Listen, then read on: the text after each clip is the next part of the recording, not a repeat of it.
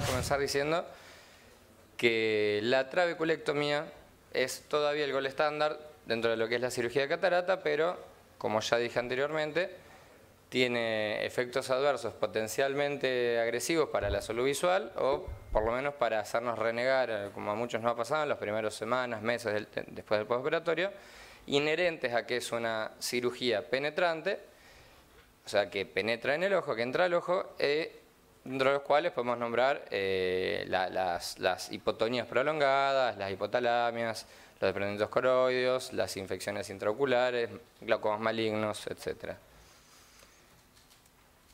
Existe una alternativa que es la EPNP, la esclerotomía profunda no penetrante, en la cual no se entra al ojo, los resultados son similares, si bien se sabe ahora por la cantidad de estudios que se ha realizado que la disminución de presión intraocular no sería en un principio tan eficaz como la trabe, pero es una alternativa que por ahí no ha sido tan aprovechada por los cirujanos que realizan glaucoma, porque tiene una curva de aprendizaje que reviste cierta dificultad. Arriba vemos cómo es el aparato con el que se realiza el procedimiento, que es un aparato que trabaja mediante láser de dióxido de carbono. Eso se puede adaptar a cualquier microscopio quirúrgico. Por debajo vemos que en realidad la cirugía comienza igual que, de una forma muy similar a una trabeculectomía e idéntica a una EPNP. Pero la ventaja que tiene este procedimiento es que va a facilitar, como vamos a ver en unos segundos, el paso más difícil de la EPNP para los cirujanos que están comenzando, y es donde por ahí se cometen las macanas, que es la creación del segundo flap. Hay varios residentes, así que rápidamente les comento que la EPNP se realiza un primer flap, como está realizando el cirujano del video, luego se realiza un segundo flap más profundo, y la dificultad radica en que si ese flap se va demasiado profundo, recuerden que estamos hablando de una cirugía que no tiene que penetrar al ojo, tiene que llegar hasta por encima del conducto de Schlemm y destecharlo dejando una membrana trabeculosemética intacta. Por lo cual, una de las dificultades es que uno vaya demasiado profundo, genera una macroperforación, en realidad básicamente lo que estamos haciendo es una trabe, o sea, el mecanismo sería el mismo.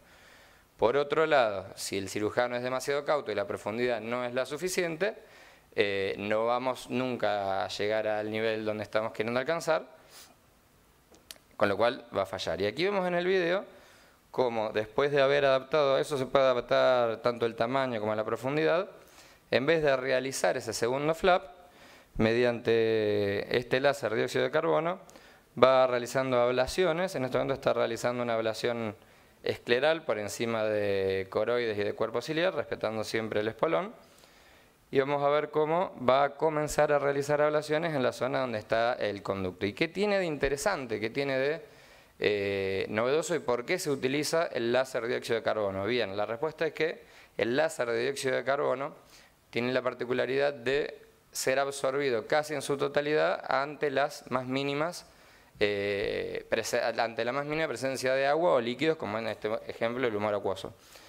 Entonces vemos que permanentemente el cirujano está secando, ya que si no hay una superficie extremadamente seca, el láser no funciona, y vamos viendo cómo va realizando ablaciones cada vez más profundas. No es este el caso, pero el láser se puede ir seteando para que las ablaciones vayan siendo cada vez, de acuerdo a la potencia en watts, más pequeñas para evitar una macroperforación. Aquí vemos cómo empieza a trasudar un poco de líquido, pero el cirujano no se amaina, no le tiene miedo al láser y va a seguir creando una zona que tiene que ser de un mínimo de 3 milímetros eficaz en la que trasude líquido. Y el riesgo, en este caso, en el que ya existe líquido en la zona de procedimiento, de realizar un daño a todos los tejidos posteriores es prácticamente inexistente por los que le había comentado antes. El láser de dióxido de carbono es absorbido en su totalidad. Aquí el cirujano va a continuar hasta alcanzar los 3 milímetros y voy a adelantar un poquito el video para demostrarles que la finalización, la culminación es igual a la de una EPNP. Se generan los puntos, se puede dejar viscoelásticos, se pueden dejar algunos dispositivos para generar alguna cámara, se puede no dejar nada, hay quienes usan mitomicina, hay quienes no, hay quienes usan 5FU, hay quienes no, eso es ya a gusto y piacere de cada cirujano. Ahora bien, tenemos una cirugía que es la de PNP, convencional, que tiene, dijimos, esta curva de aprendizaje un poco más complicada y tenemos esta alternativa láser.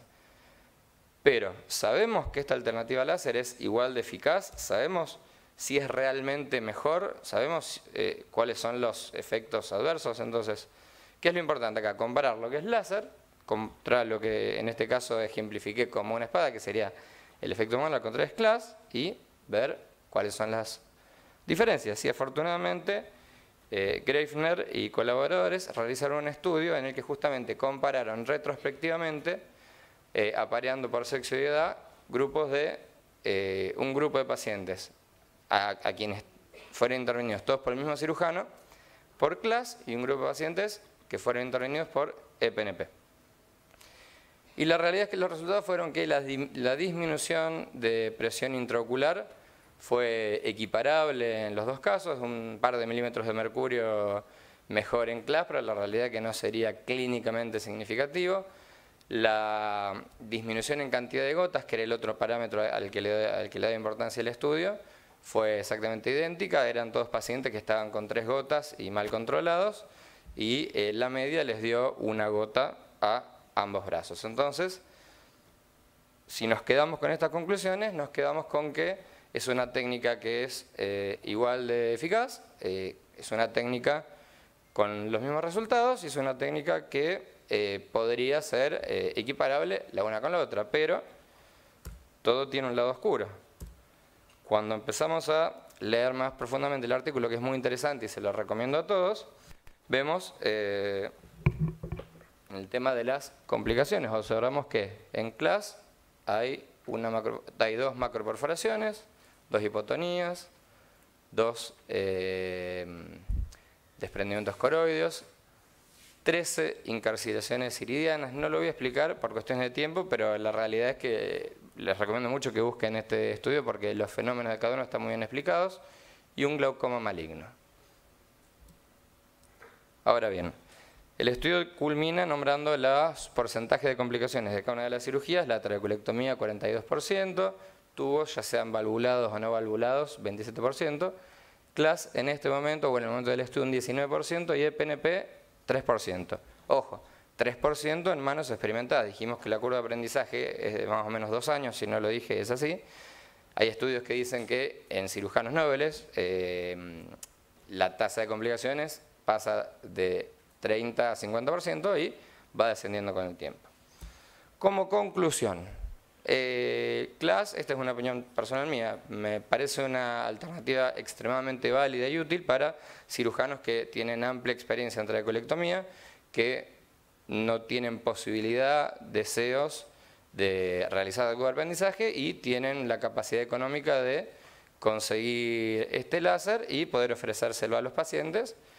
Pero por otro lado, en nuestro medio, a los cirujanos que estamos empezando a querer hacer las primeras armas en esta técnica, considero que lo ideal por el momento es encarar con confianza la curva de aprendizaje, ya que al momento y dentro si bien es una tecnología en evolución, al momento sigue siendo, si bien equiparable en cuanto a eficacia, mejor en cuanto a seguridad. Muchas gracias.